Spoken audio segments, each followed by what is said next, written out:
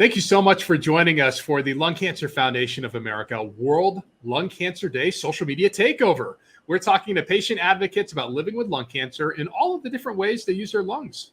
We really hope you're going to join us live throughout the day for fascinating conversations with patient advocates on Facebook.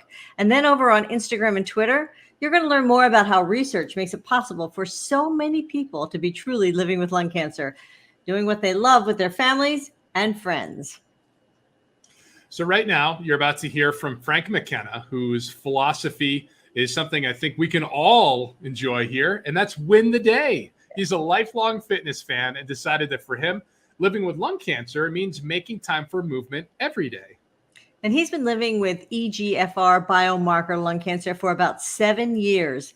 And now, thanks to lung cancer research that's so important, Frank tells our colleague, Sarah, that he's spending a lot of time on the beach with someone he considers very special. Take a look. Thank you for joining us for World Lung Cancer Day. Sure, it's a pleasure of mine to be here today. Well, speaking of one of life's pleasures, you have the most darling little granddaughter. And what is that saying? Like the best parents get the best dads get promoted to grandpa? Something like that. And I think she is the best granddaughter. So I will take that compliment. I'll take that and wear it well. So explain how you are on 1-year-old peanut duty this summer. Well, my son is in the National Guard and he was accepted to sergeant school. So he had to go out of state for sergeant school for a couple of weeks. And he and his wife live about an hour away from us. And his wife is working full time. So she wasn't able to work full time, didn't have the babysitting options all figured out for this little bit of time that her husband was gone. And so we are taking the dog and we are taking Miss Evelyn, and she is 13 months old and just a darling. And so we are playing grandma and grandpa for her and just reliving our time as parents, which for us has been about 27 years ago since we had a 1-year-old. So we are back to just doing all the little fun things you do to keep a 13-month-old busy and hope that you can survive through the day and that she goes to sleep before you do. I know that all too well. I have 2 kids and mine, I just feel like we just got out of that phase where it's like, keep them busy. Don't take your eyes off of them. You got to feed them. Okay, now they need a nap. Okay, now what? They always need attention, definitely. So tell me some of the things you have these darling videos. Tell me some of the things that you're able to do, and you're living with lung cancer. So this is just such a blessing to be able to, zip around and keep up with a 1-year-old. What are you guys doing? It's just, it is definitely a blessing. It's a gift because I was diagnosed 6 months ago or 6 years ago now with stage 4 lung cancer. At the time, my son didn't have a steady girlfriend. He wasn't, there was no thought of family or anything. And with lung cancer, you never know what the future holds. So fortunately, he met his wife. They got married. They have a darling, as I said, little 13-month-old.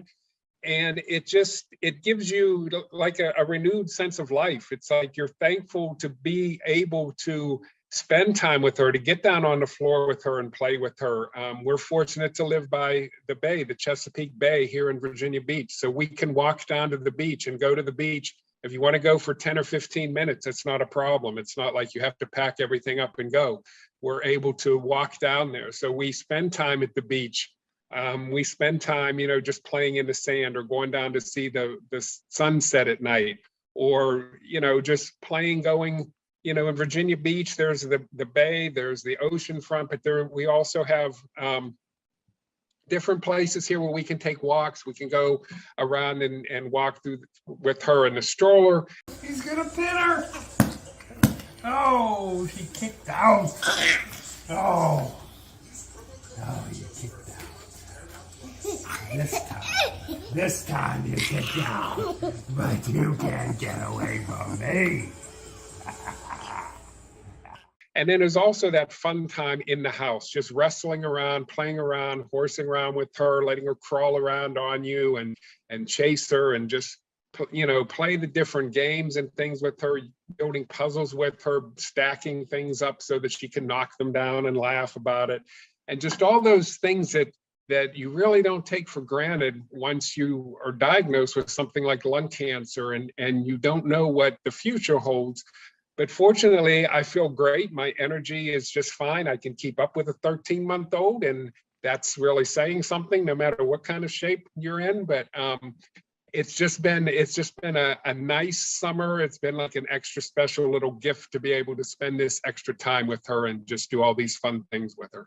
To me, that's just, you said it. It's an absolute blessing. I mean, I think grandparenthood is a blessing anyway, because you have this this wonderful, relationship that's different than a parent, because the parent has to be in charge and you have to get them to eat vegetables and pick up their stuff and nap on time and whatnot. But grandma and grandpa, I feel like have a little more leeway, to be able to have fun without quite so many rules. Yeah, we still have to keep her in line a little bit, or she keeps us in line, maybe I should say. But it's like, as I said, it's really been fun. It's an opportunity, for this little bit of time during the summer that you didn't know that if you would have it again. When your kids are grown up and they move on and they have their own families, or they move. I have a daughter that lives about 5 hours away, and my son lives all the way out in San Francisco, my other son. So you don't know how much time you get with the grandchildren, or if you're fortunate to be a grandfather, that you'll have that time to spend. So, as I said, I just feel very fortunate that we have these few days in summer just to kind of go out and take walks, as I said, go to the beach, horse around, play.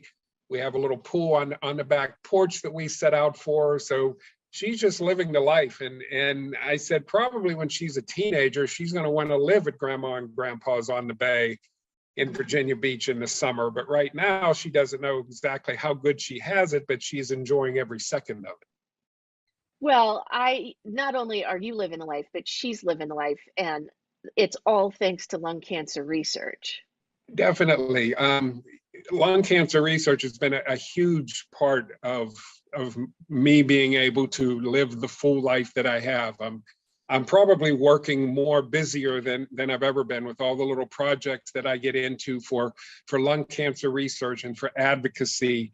And I'm on a targeted therapy, which for me was a second-line treatment, which means I had to try a first-line treatment. It was unsuccessful, and I moved to a second-line treatment. And I've been on that second-line treatment for about 5.5 years now. And I feel great. I'm doing great, but it's all because of research. It's all because, I can live my life with lung cancer because of the research and raising the money to have these trials and to find the new therapies and the new drugs. So many new therapies and drugs have come out to fight lung cancer and prolong lives just in the past 6 years since I've been diagnosed. And it's just, I think we're on the horizon of really finding some great treatments. And, I never give up the hope of finding a cure. I was told on day one that, my lung cancer isn't curable. We're just going to maintain, and we're just going to do the best we can to live with it. But I don't give up that hope. I feel good. I plan to keep on going, and it's all because of research. So, working for that research, raising money for research is such a huge part of what I do, because it is what keeps me going. Well, that is so well said, Frank. I really appreciate it. And I'm not going to take any more of your time this afternoon, because I have a feeling if Evelyn is napping, it won't be for much longer. So I will let you get back to grandpa duties. All right, we'll probably take a little stroll down the beach, but I don't know how long we'll stay, because it's about 95 degrees this afternoon. So if there's a nice little breeze, we're fine. If not, we'll say hello to the bay and we'll come right back home again. Maybe swing by the ice cream shop. I'll just put a plug in for that. That sounds like a great idea. Thank you, Frank. Appreciate you joining us for World Lung Cancer Day. All right, thank you very much. This is what I'm doing with my lungs to live with lung cancer. So Frank had yellow bracelets made up that say win the day and make history. You can see that in everything he does while he's truly living with lung cancer. And if you'd like to join the World Lung Cancer Day conversation, all you have to do is find us on Facebook, Twitter, Instagram, and even TikTok. We're there all day. Search the hashtags living with lung cancer and hashtag LCFA research. And if you want to know more about living with lung cancer, LCFA has so many resources available. Visit lcfamerica.org to find accurate and also hopeful information, including videos, podcasts, and more. And if you'd like to help support LCFA in its mission to fund groundbreaking lung cancer research, you can text LCFA to 41444 and make a donation. Thanks so much for watching.